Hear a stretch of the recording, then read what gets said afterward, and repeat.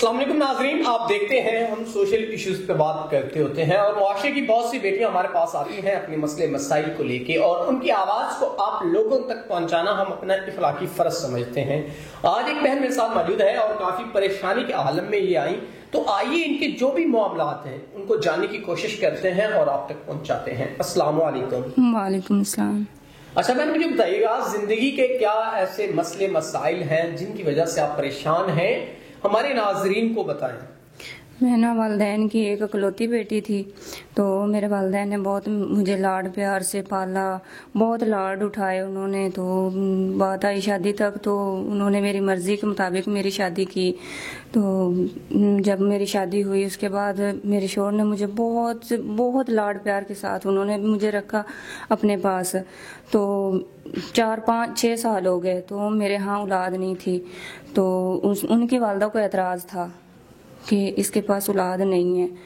تو انہوں نے بہت اعتراض کیا، انہوں نے اپنے والدہ کے پیچھے لگے اور انہوں نے مجھے مارا، گالی گلوچ، مارا پیٹا، بہت کچھ کیا، لیکن میری برداشت سے باہر ہو گیا۔ تو میں نے فیصلہ کر لیا کہ نہیں، اب اتنا برداشت نہیں ہوتا تھا۔ تو اس کے بعد پھر انہوں نے مطلب کہ مجھے بائیکاٹ کر دیا، طلاق دے دی۔ جب انہوں نے طلاق دی تو اس کے بعد پھر میں بہت مشکل سے گزر بسر کر رہی ہوں۔ ناظرین، اولاد اللہ کے بس میں ہے، لیکن ہمیشہ عورت کو اس کا قصوروار ٹھہرایا جاتا ہے۔